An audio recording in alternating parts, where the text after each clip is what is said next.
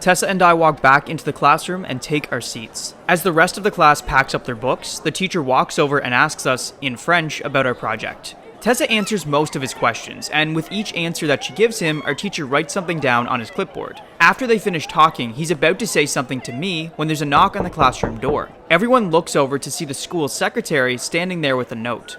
Sorry to interrupt, She says, but could Josh Davis please come down to the office? Mr. Porter would like to have a word with him.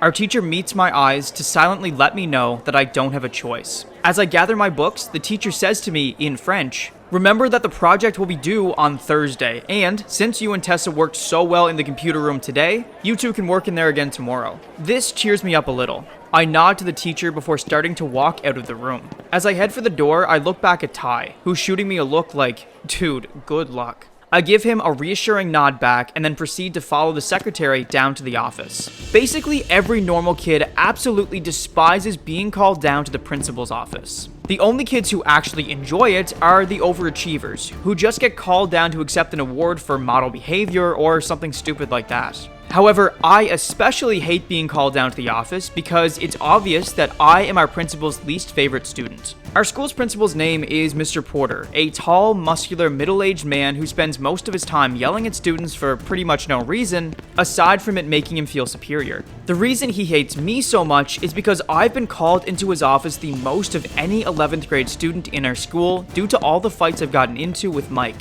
Well, I like to call them fights, but really, it's always just me getting my ass kicked. To most rational people, the skinny kid who got beat up by the bully shouldn't be the one to get punished. It should obviously be the person who does the beating that should receive some sort of punishment. But apparently, in Mr. Porter's opinion, because my dad had recently passed away, I'm the troubled kid who forces Mike to beat me up in self-defense. This means that I am pretty much always the one who gets yelled at by him instead of Mike.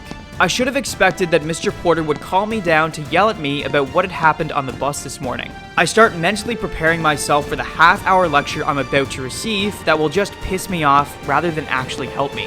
Then I'll be forced to go back to my last period class where my teacher will be waiting to rip into me about being late. I follow the secretary into the front office, expecting to be told to go right into Mr. Porter's office. However, the secretary instead sits down at her desk and tells me to take a seat in one of the chairs by the door. As I sit there waiting for the secretary to tell me to go into the office, my eyes drift over to the large window behind the secretary's desk that shows our school's parking lot. The parking lot is usually pretty uneventful while everyone is in class, which is why I instantly notice a black Jeep hastily pulling into the lot. The driver of the Jeep ignores the few empty parking spaces and instead pulls up right outside the school's front entrance. The Jeep's engine turns off and a man dressed in all black jumps out of the driver's seat and quickly makes his way towards the school. I watch as the man throws open the school's front doors and steps inside. But before I have a chance to wonder why he's here or who he is, the sound of the secretary's voice brings me back to reality. Mr. Davis, Mr. Porter will see you now. Just as I'm about to get out of the chair and walk into Mr. Porter's office, the man bursts into the room. "I must speak to the person in charge of this school immediately," he says in a deep drill sergeant voice. The man wears a black military uniform with matching black combat boots and a pair of dark sunglasses. He's tall, has brown hair with a few gray streaks, and a mustache that matches his hair color. Even though the holster on the man's hip is empty, he still looks like he would be ready to pick up a handgun and jump into battle at a moment's notice. I sit back down in the chair and watch to see how this plays out. Just as the man is about to walk into Mr. Porter's office without permission, the secretary adjusts her glasses and says, I'm sorry, but you're not allowed to see Mr. Porter unless you have an appointment. I'm actually a bit shocked at the courage that this secretary was showing by telling this huge man no. The man looks like he's about to punch the poor lady for refusing to let him talk to Mr. Porter. But instead, he takes off his sunglasses and leans closer to the secretary. He then pulls out some folded documents from his jacket pocket, unfolds them, and hands them out for the secretary to see.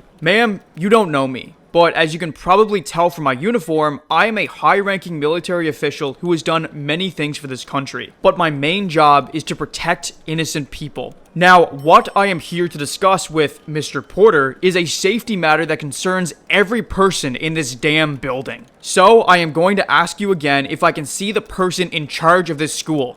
I have no idea what is on those documents, but whatever it is must be something pretty important, because the secretary quickly nods and points to Mr. Porter's office near the back of the room. After he puts the documents back into his pocket, the man says, "Thank you," to the secretary, and then walks into Mr. Porter's office, shutting the door behind him. Mr. Porter and this mysterious man spend about 50 minutes talking. I have no clue what they're discussing, but whatever it is, it leads to quite the long argument. Thanks to the slightly open curtains on the window looking into Mr. Porter's office, I have a pretty good view of what's going on inside. The longer the argument goes on, the more heated it gets. The two men stand on opposite sides of Mr. Porter's desk, yelling into each other's faces. After about 15 minutes of waiting for their argument to end, I put in my earphones and listen to music to pass the time, like I always do when I get bored. However, at one point the arguing gets so loud that I can hear it over my music.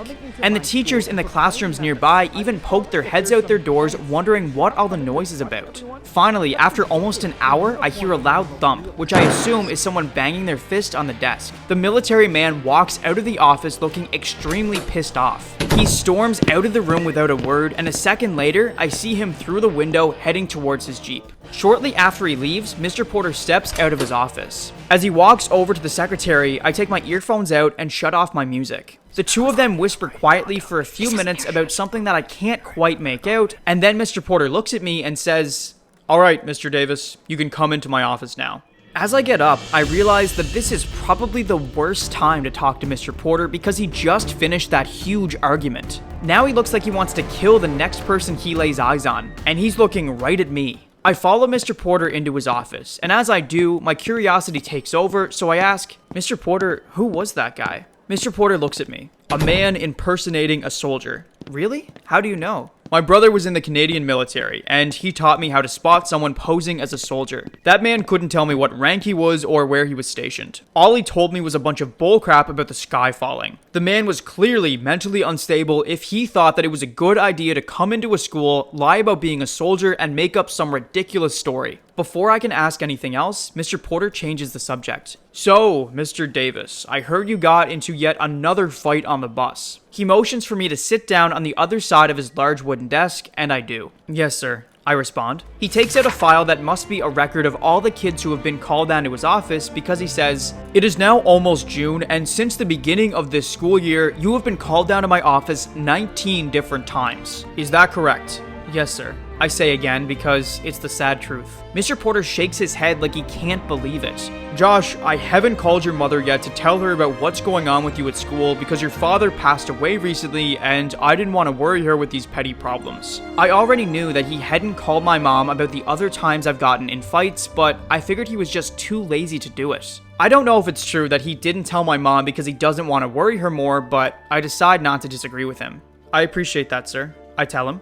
He stares at me with an annoyed look on his face. "I figured that you would be mature enough to stop getting into fights for your mother's sake. I've heard that she is working non-stop trying to provide for you, and you thank her by getting into fights? It's obvious to me that you don't appreciate or even care about her. It takes everything I have not to call him every curse word in my vocabulary. Of course, I care about my mother. I'm the one who she cries with, who she grieves with, and I was the one who took care of her for weeks when she was too depressed to get out of bed. Saying I don't care about her was like saying breathing isn't important. It's just utter nonsense. So I have to take a minute to calm down because as much as I want to tell Mr. Porter off, I know that I would regret it.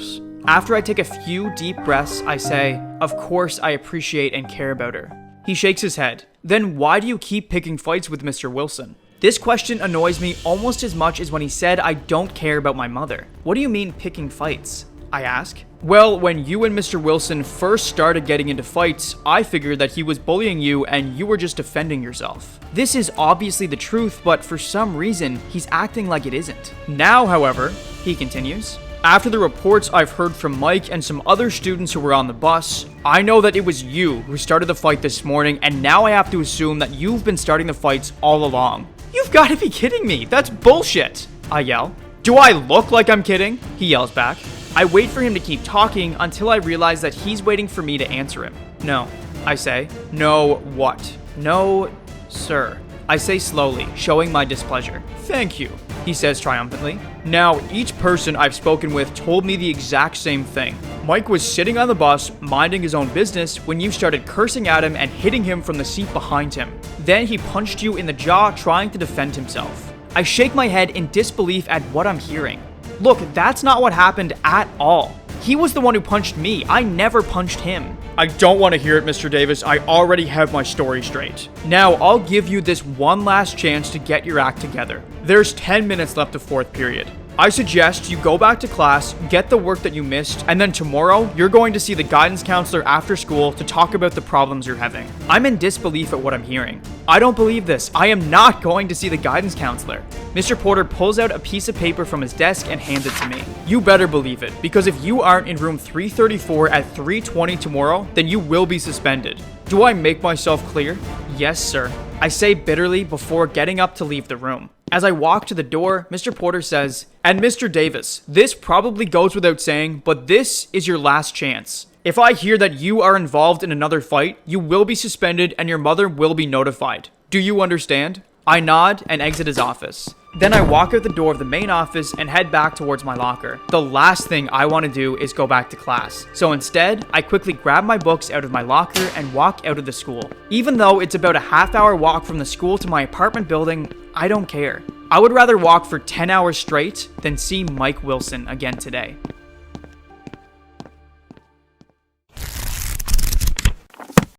Hello everyone, and thank you so much for watching. If you enjoyed this chapter, then please remember to leave a like on the video and subscribe to my channel. New episodes of Strength drop on Tuesdays and Fridays, but if you'd like to see the chapters early and support the channel for only $5 a month, then head on over to my Patreon page. Link is in the description, where the first 5 chapters of Strength are already posted. Also, you can purchase the full paperback novel on my website if you're in Canada, or on Amazon if you live outside of Canada. Thanks again, and I'll be back in a few days with the next episode.